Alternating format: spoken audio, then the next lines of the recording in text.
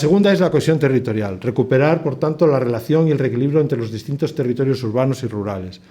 Los territorios urbanos sufren la presión de lo... rurales sufren la presión de lo urbano, que lo conocéis. Los urbanos no tienen educación del campo, no tienen educación de saber estar, y las televisiones no favorecen nada. Si veis los tonos que tienen todas estas televisiones de España Directo, llegan a los pueblos haciendo gracia, no sé qué, cachondeo, bueno, tal, y ver la televisión francesa.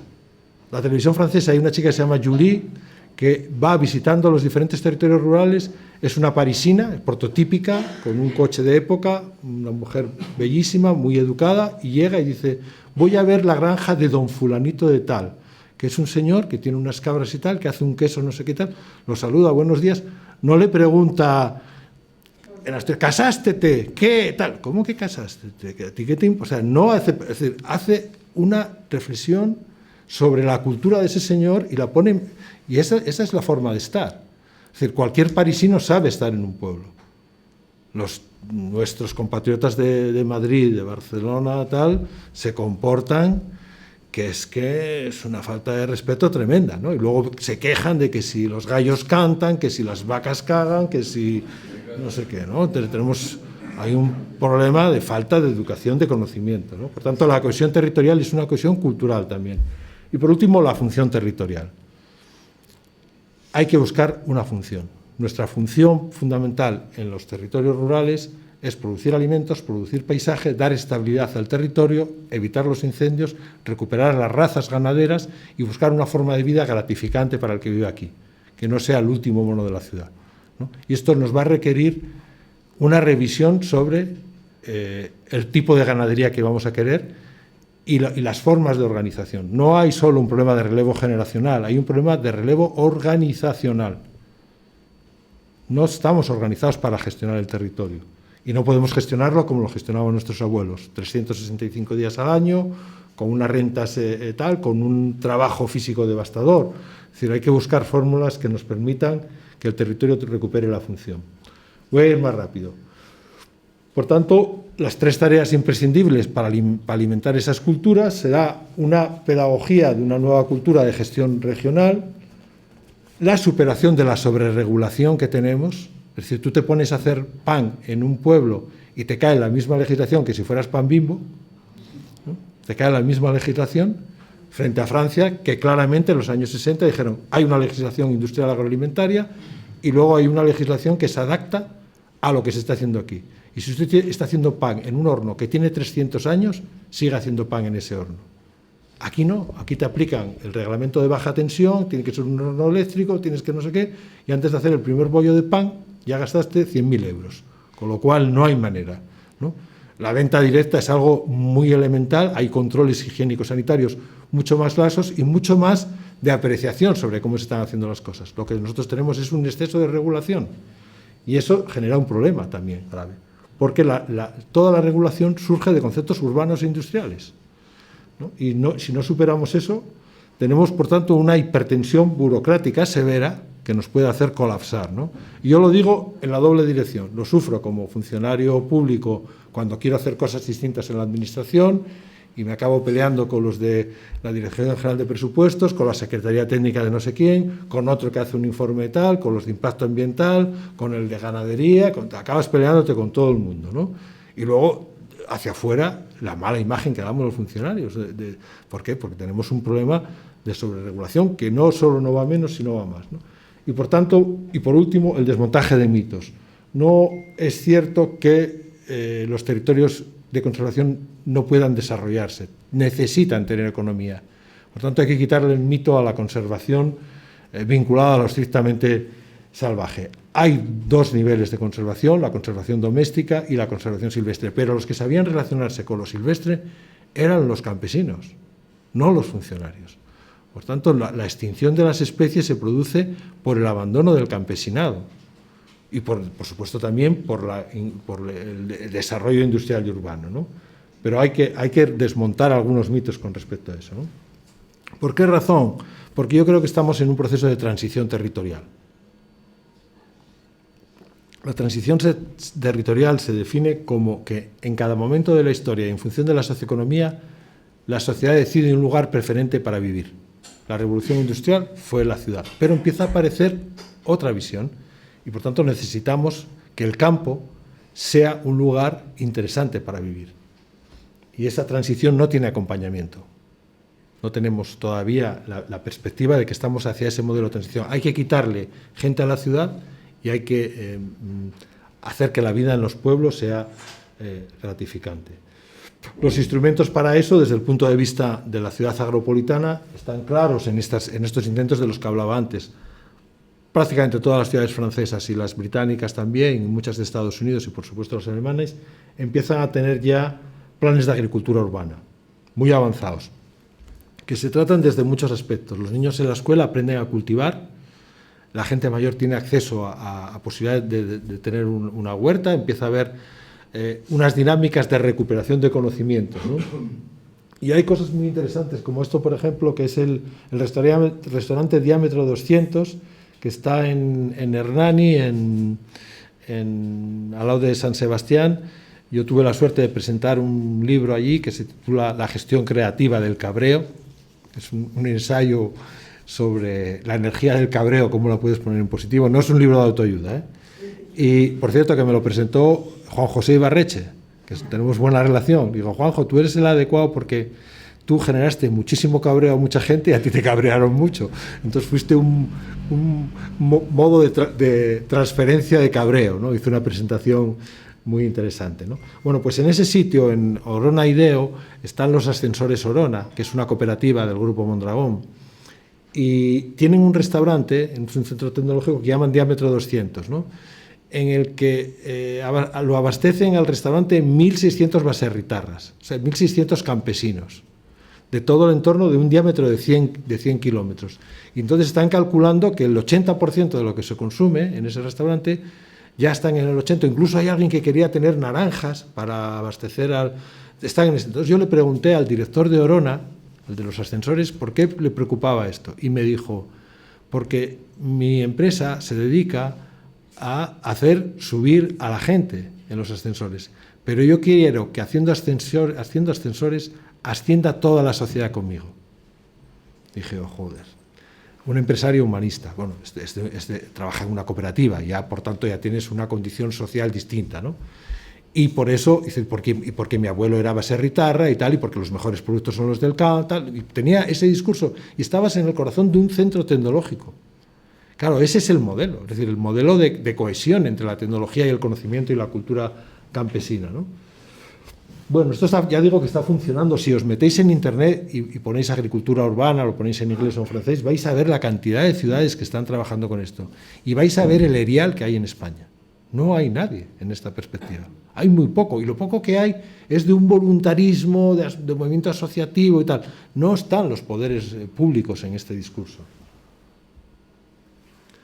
Bueno, está todo el mundo. Y luego, pues hay sitios tan interesantes como este, que es un barrio agropolitano en Hondarribia, Guipúzcoa, que es una maravilla, ¿no? Porque todo lo que tenían de jardinería lo convirtieron en huerta.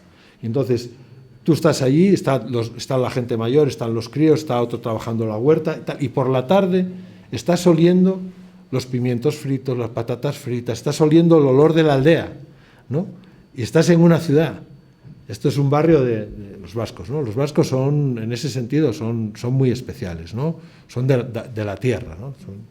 Pero los demás podríamos ser tan especiales como ellos en ese sentido, ¿no? Pero no sé qué nos pasa, ¿no? Nos hemos perdido, ¿no? Hay una definición, vamos a pasar ya de la ciudad a la aldea, hay una definición de la aldea que me gusta mucho, que es: la aldea es la primera estructura protourbana de la humanidad, diseñada y emplazada estratégicamente en el territorio, con una única función esencial e irrenunciable: gestionar eficientemente los recursos naturales del entorno y los procesos agroecológicos locales mediante el aprovechamiento sostenible, cíclico, de las rentas naturales y la conservación permanente del capital natural. Muchos de los conceptos de los que se habla ahora, economía circular, resiliencia, biotecnología, formaban parte de la aldea. Las aldeas, ahora el otro día tuve una reunión con los de la Unión Europea y decían, no, vamos a hacer aldeas inteligentes. Digo, no, las aldeas ya eran inteligentes. Los que no fuimos inteligentes fuimos nosotros, que no entendimos la inteligencia de las aldeas. Por tanto, en los primeros documentos de la Unión Europea, dígase, tenemos que recuperar la inteligencia de la aldea. Pero no vayamos desde arriba, no, vamos a hacer... No, que ya es que la inteligencia no es poner ordenadores en los sitios. Son más cosas, ¿no? Esta es una aldea de las que estamos trabajando. Después del libro, a mí el presidente del Principado me encarga que me encargue del asunto del reto demográfico, y justo el encargo coincide cuando yo presentaba a la ciudad agropolitana en la aldea cosmopolita, ¿no? Por tanto, yo no podía hacer otra cosa que intentar desde lo público desarrollar estas ideas, ¿no? Con todas las dificultades del mundo. Pero ahora hemos hecho una cosa, hemos conseguido un dinero para un proyecto singular que llamamos Aldea Cero. Queremos diseñar una aldea de futuro. Y estamos haciendo el experimento con un centro tecnológico, que son aldeanos, porque el director nació en una aldea y es tecnólogo, con más gente que tiene esa raíz y ese doble vínculo. Y luego estamos experimentándolo en 3 aldeas donde hay mucha inteligencia y mucho conocimiento local.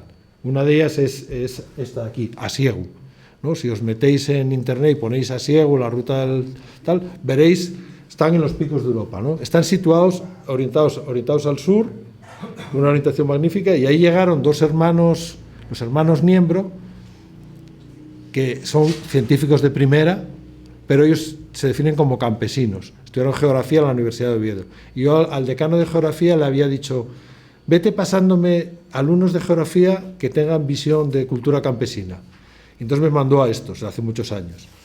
Y luego me mandó a otro tipo también muy interesante que me dijo, Tonín, el de la Cuesta, otro geógrafo de origen campesino, y me dijo, para mí la carrera hasta ahora solo sirvió para demostrar científicamente que mi abuelo tenía razón. Dije yo, siéntate ahí que vamos a tener que hablar. El abuelo lo había formado como campesino cabal, y esa formación que le dieron de niño, luego él la proyecta como geógrafo. Y es un tipo brillantísimo, pero porque, de hecho, cuando presentamos a Tonín siempre decimos, Tonín se hizo geógrafo de niño a escala 1:1, segando, atendiendo ganado, podando, entrando en el bosque, cazando, y luego fue a la universidad y le dieron un título de geógrafo. Pero ya era geógrafo de escala 1:1 cuando entró en la universidad, ¿no?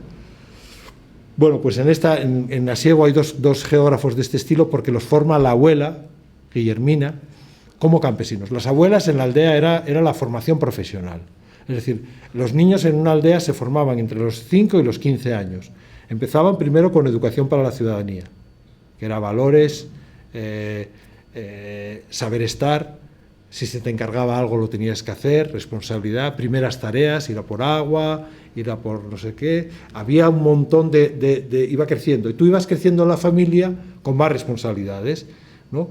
Y lo ves, cómo les daban, es decir, Pedro Molina me contaba, un campesino, cuando nació una ternera en la casa, el padre se la daba y decía, paséala por la aldea. Y el crío salía con la ternera, con un orgullo, mirad lo que hemos hecho en mi casa. Y era el niño el que estaba ya con ese orgullo. Es decir, se cuidaban muchos elementos de la autoestima, todo ese proceso era, los antropólogos lo tienen estudiado, se te formaba como persona, y de hecho, todos los emigrantes que se marcharon eran protoempresarios, porque conocían ya todas las dinámicas de la venta, habían bajado a vender, habían comprado un prado con el abuelo, habían comprado una vaca, tenían todos los elementos en la cabeza. Y por tanto, rápidamente surgieron como empresarios, ¿no? Por tanto, esa escuela, la escuela de campesinado, desapareció con la casa campesina. ¿Y cómo la vamos a recuperar? Son conocimientos huérfanos. La educación industrial agraria no nos va a dar esa formación, ¿no? Y esa además daba otra cosa, vínculo al territorio. Tú te arraigabas en tu sitio, ¿no? Es decir, habían sido muchos siglos y siglos y siglos de afinamiento con la transmisión del conocimiento, ¿no? Bueno, pues estos chicos tienen la suerte que los dedica la abuela, luego se hacen geógrafos, y entonces cuando regresan a la aldea, todo el marketing es Guillermina.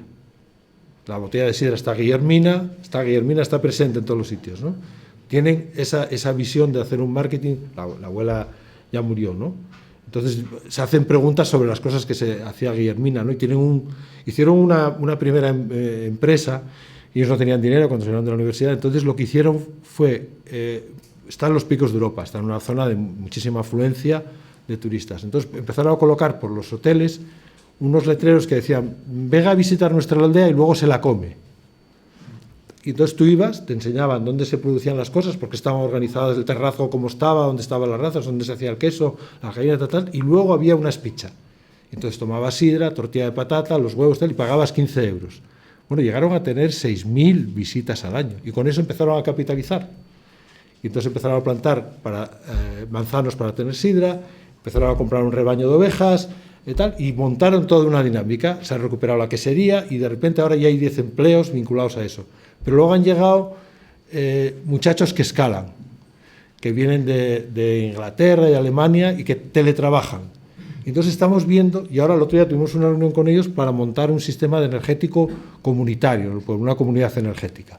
O sea, estamos viendo todo el proceso, ¿no? Pero todo surge de la recuperación de la cultura campesina, ¿no? Esto está pasando en Asiego. Este es otro pueblo donde estamos trabajando, que se llama Moal. Moal es Canadá. Moal está en Muniellos, es decir, de Moal hacia adelante ya te metes en el gran mundo del bosque de Muniellos, ¿no? Estás rodeado de osos y lobos permanentemente. Estos están acostumbrados a... Hay que ponerlos en su sitio, ¿eh? Porque como... O sea, a ver, los lobos o les marcas tú la hora que es o te la marcan ellos a ti. Y si te la marcan ellos a ti, vas jodido. O sea, necesitamos marcarle la hora, ¿no? Que no pueden bajar de aquí, tenemos que... Son conflictivos y, por tanto, hay que asumir el conflicto, no es el buenismo. Es decir, hay que asumir que algunos animales generan conflictos en el territorio y tienen que tener su dimensión de población, no pueden estar sobredimensionados porque nos generan muchos problemas. Moal es muy interesante también, es mucho más complejo de trabajar con ellos. Y para trabajar con Moal y con Asiego y con todos estos territorios, lo que hicimos fue un esquema muy sencillo, que es de aplicación, yo creo que universal. Son como estas llaves que son universales, luego hay matices, ¿no? La nueva economía de la aldea funciona, primero porque las aldeas tengan infraestructuras, acceso a la web, servicios elementales, comunidad vecinal organizada. Si no hay comunidad vecinal organizada, yo lo primero que pregunto, ¿hay asociación de vecinos? Sí. A ver qué nivel de organización tenéis, qué hacéis y tal. ¿Hay liderazgo? Sí, vale. Porque a partir de ahí puede haber una visión de lo que quieres que sea tu aldea y luego una misión, organizarte para que eso funcione. Esos son los requisitos previos antes de llegar al siguiente paso, ¿no? Por tanto, cada aldea tiene que diseñar su propio plan estratégico. ¿Qué queréis ser? ¿Qué quiere ser Benalauría dentro de 20 años? ¿Con qué riesgos convive el pueblo? A mí me cuesta hablar de aldea aquí, prefiero decir pueblo, porque aldea es una categoría muy gallego, de las zonas no conquistadas. O sea, son los árabes, yo creo que tenían aldeas también, y los cristianos, antes de ser invadidos, también las teníamos. Pero esto es territorio de reconquista, con cambios de propiedad y con organizaciones muy distintas, ¿no? Las nuestras, nosotros aguantamos el señorío feudal, lo típico, o sea, aguantamos todo eso, pero hay esa categoría de aldea, ¿no? Hay ciudad, villa y aldea. Y los portugueses también la tienen, ¿eh? Bueno, sigo, por tanto, la cuestión clave aquí, la diferencia entre una villa y una aldea es que la villa tiene una actividad comercial y de servicios, y la aldea, y de prestación de servicios comarcales, y la aldea no, ¿no? Bueno, a partir de ahí podemos hablar entonces, por tanto, de una nueva economía. Y esa nueva economía, como veis, tiene 3 flechas. La primera, los sistemas agroecológicos locales. Una aldea que no gestione su territorio y su producción agroecológica no es una aldea, es una urbanización en el campo o un trozo de ciudad. ¿Eh? Perfecto, eres un trozo de ciudad. ¿No hay nadie que haga ganadería y agricultura? Pues es que eres un trozo de ciudad. Si no haces eso, no eres aldea. O sea, tu función genuina es esa, eso no la puedes olvidar. Y por tanto, a partir de ahí puedes plantearte gestionar los servicios agroecosistémicos y en el futuro puedes decirle a la administración, oiga, me encargo yo de la gestión de esto, no me mande al guarda. Ya nos encargamos nosotros de gestionar el territorio y la caza y prevenir los incendios y tal, y lo organizamos nosotros. Y ya verá usted cómo esto puede funcionar. Este podría ser una función. En lugar de tener un montón de guardas que luego encima, que ellos son funcionarios y son compañeros, están pendientes de ver cuándo les toca ir para la central, para Málaga, porque se echó una novia, no sé qué, y no tienen... Claro, la guardería de los años 50 o 60 eran campesinos que redimían pena por haber sido furtivos. Esto era así. En Asturias era así. Franco seleccionó de guardas a los más furtivos de todos. Como se seleccionan a los conductores estos para aprender a hacer a la policía conducción temeraria, que cogen al Vaquilla y a todos estos que con 14 años ya robaban coches y ya conducían como locos y luego redimen pena enseñando a la policía, ¿no? Bueno, pues la guardería tradicional eran los que más sabían de cómo trampear y tal, y por tanto era una guardería perfectamente implicada, que luego no se desgastaba, hacía un doble juego entre lo que le decía Licona y lo que le pasaba al vecino. De manera que si a un vecino se le había muerto el cerdo y necesitaba un jabalí o dos para hacer la matanza, el otro miraba para el otro sitio y aparecían los jabalíes. Es decir, hacían esa función, ¿no? Entonces eran tipos fundamentales en la gestión del territorio. Esa guardería desaparece a partir de que tú, para ser guarda, te preguntan la Constitución española, la Ley de Procedimiento Administrativo, el Estatuto de Autonomía de Andalucía, la ley no sé qué tal. ¿Quiénes entran de guardería? Excedentes de derecho. Entonces metemos burócratas en el campo. Y luego muchos de ellos ecologistas, es decir, ecologistas con un ramalazo de la fauna salvaje y con un desconocimiento total de las dinámicas campesinas de la conservación doméstica, ¿no? Y esto lo estamos viendo. Es decir, ¿no? Y acaban generándote conflictos en los territorios, frente a los otros que eran disipadores del conflicto, porque formaban parte de la sociedad y se relacionaban con lo otro. Es decir, ese tipo de perfiles los hemos perdido. Bueno, vuelvo a la nueva economía. Por tanto, lo primero que tiene que hacer la aldea, el sistema agroecológico local. Lo segundo, no sé cómo estará aquí, pero en Asturias lo que estamos evaluando es que todas las aldeas pueden ser cuasi autónomas y autosuficientes en términos energéticos. Pueden serlo. Bueno, la gasolina para el coche todavía no funciona, pero tienen muchas posibilidades. Vamos a tener muchos problemas de sobreregulación del acceso a esas energías. O sea, no puedes poner un tornillo hidráulico en el río porque Confederación Hidrográfica no te deja, ¿no? Vamos a tener que cambiar muchas cosas, pero potencialmente lo tenemos, ¿no? Y por último, el sistema local de empresas. El sistema local de empresas, que eso lo inició el turismo rural. El turismo rural es la primera economía distinta de la original, pero que emerge. Y ahora aparece el teletrabajo, aparecen los artistas, aparecen un montón de posibilidades. Aparece gente que se instala en la aldea, no vive de la producción de la aldea, pero vive en la aldea, ¿no? Y por último, lo que hay que hacer es recuperar la comunidad intergeneracional. La posibilidad de que tú vivas en una aldea desde que nazcas hasta que te mueres y no quieras salirte de ahí, que viajes por todo el mundo, que tengas tiempo libre. Es decir, tienes que generar una economía de tiempo liberado, lógicamente. Es decir, la gente que vive en la aldea tiene que tener posibilidad, no solo de conexión con todo el mundo a través de Internet, sino posibilidades de viajar y de conocer otras culturas. Hay algunos ejemplos extraordinarios que están sucediendo. Hay un chico en Asturias que se llama Rodrigo Cuevas, que no sé si lo conocéis. Rodrigo, yo cuando me entrevistan en Radio 3 y me dicen, ¿qué música tal? Digo, la de Rodrigo. Rodrigo es un crack. Rodrigo tenéis que verlo, es un cabaretero, es un tipo que hace un cabaret, pero hay dos Rodrigos. El Rodrigo underground, que lo colocas en Nueva York o donde sea y hace lo que se le ocurre, hace hip hop con un pandero vaquero, es un folclorista de primera y puede hacer cualquier cosa con cualquier elemento musical. Y luego hay un Rodrigo que cuando llega a la aldea va a la cocina de Doña María a que le cante lo que le cantaba no sé qué, y a partir de ahí él inventa una letra y luego lo va a cantar en Nueva York, ¿no? Ese Rodrigo Cuevas. Más profundas que te puedas imaginar también, ¿no? Y ese está viviendo en una aldea, precisamente en Piloña también, que se llama La Motosa, y un día apareció con una chica por allí y le pregunté, ¿tú qué haces con Rodrigo? Dice, yo soy su community manager. Y digo, ¿dónde vives? Y dice, en Bargaeu. Digo, joder, que yo conozco la aldea de Bargaeu, community manager y Bargaeu en la misma frase, y es verdad. Es decir, ocurre. Eso es el cosmopolitismo. Y ella estaba encantada porque una chica que venía de Avilés y dice, estoy descubriendo un universo que no me lo podía ni imaginar. Digo, es que Torga ya lo había dicho y Leo Tolstoy, mira bien tu aldea y serás universal. Mira bien tu aldea y serás universal, porque la aldea es un universo microscópico, pero un universo. Entonces tienes que cambiar la escala, ¿no? Y esta generación de jóvenes está haciendo eso. Yo estoy encantado con ellos, ¿eh?